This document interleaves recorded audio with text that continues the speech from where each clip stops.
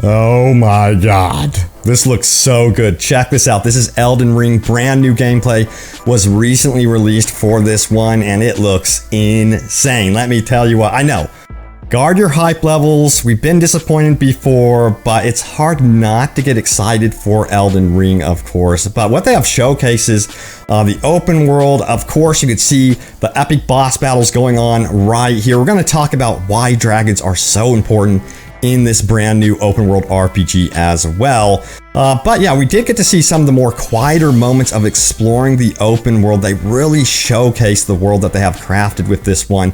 Here, for instance, we get to see a ginormous castle, which acts as a big dungeon that you can explore, and it seamlessly connects to the open world, so no loading times.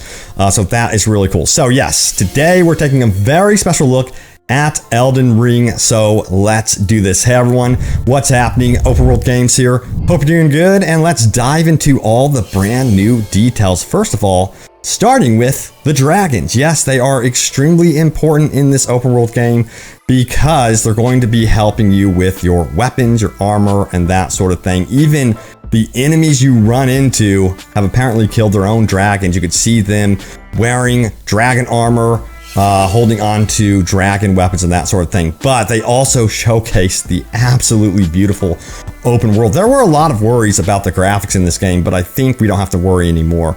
They did showcase the map, as you can see right here. It looks like it's going to be fairly big. Is it going to be Skyrim big? Not too sure about that one, but a lot of people are comparing this game now to Skyrim, and I think the hype level is getting up there for sure. It doesn't have to be the biggest open world. It just has to have the substance, the story, and things like that, in my opinion. But what's really cool about this open world is the traversal mechanics and how you actually get through the verticality of this open world. Look at that.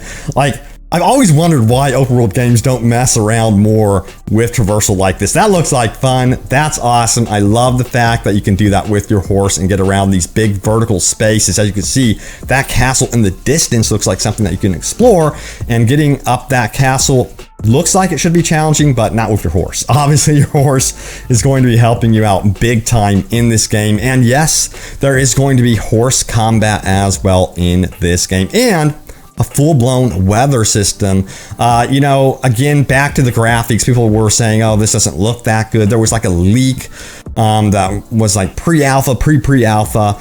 And so far, you know, I'm really impressed with the visuals of this game. And they have some mechanics in this game as well, where you can go in there and be more stealthy. So there's more of a stealth approach to this game more than, you know, the previous Souls franchise. So you can really build up a stealthy type character if you wanted to through, you know, as you can see here, there's a bunch of different things you can invest into your health, vigor, things like that. So yeah, a lot of cool stuff going on with the actual menu as well.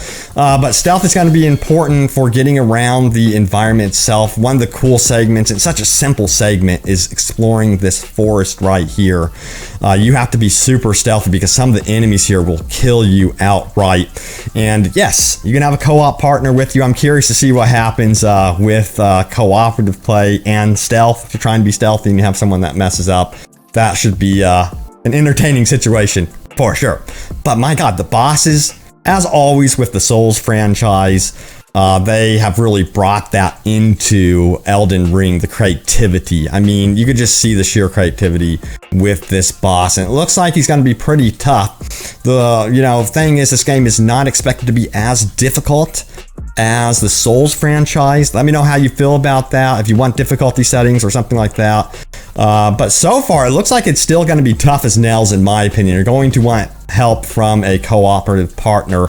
Now, they have described co-op being where someone can join you throughout the entire journey, and then they're going to have more of a traditional Souls feeling behind the co-op, where you actually bump into people and play in that regard. But look at this open world.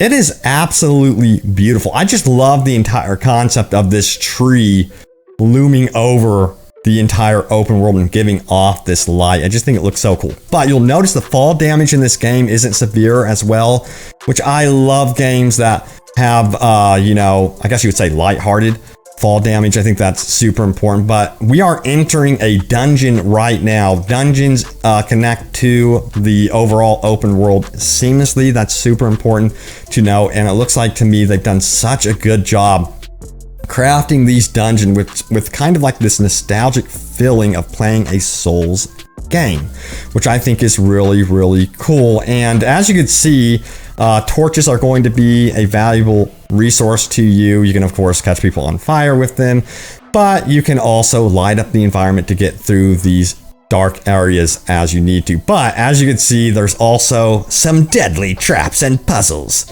But we see here, I think this is like a co-op partner, one that is helping you out, showcasing some hidden secrets within the world here. As you can see, it's a false wall. Would you have ever known that if it wasn't for your co-op buddy? Probably not.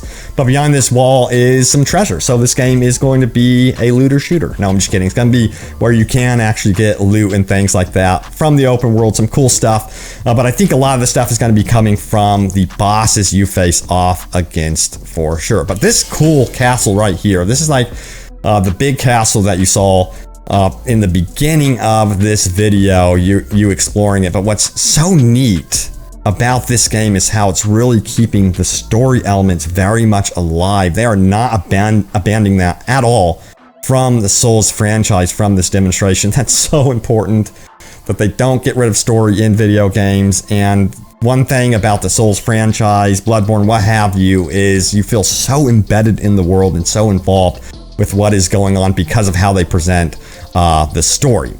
But, you know, they showcase that there's ways to get through this castle, that it's not just a linear path at all, that you may want to actually consider taking like an outside path. As you can see right here, they showcase some of the combat that you can expect. This is really cool. You can summon some friendly spirits, I guess you would call it, to help you out in battle if you are in a pinch, of course.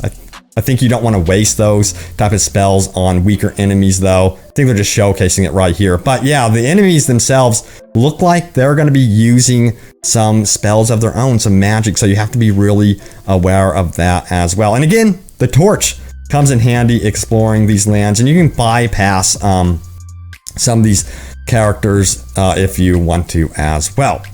Now, I know a lot of you guys are dying to see this castle boss right here. This is one of the big bosses that we will be facing off against in Elden Ring. And one thing that's super noteworthy about this boss right here is he's carrying a dragon weapon.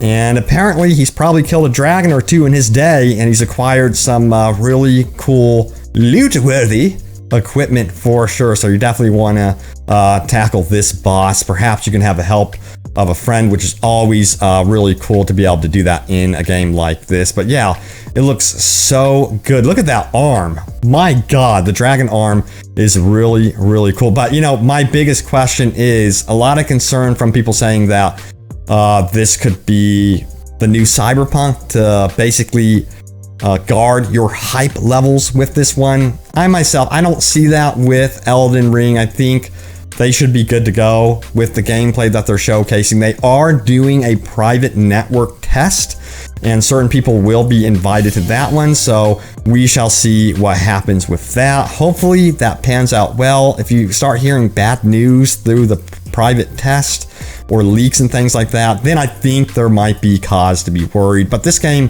still has a 2022 release date, February, I think it's 25th, 2022. That can change. You know how release dates change anymore. So we'll see what happens with that. But overall, I think this one will be a good one. I'm going to say it's got some major talent involved. Whenever these guys create something, they go all in.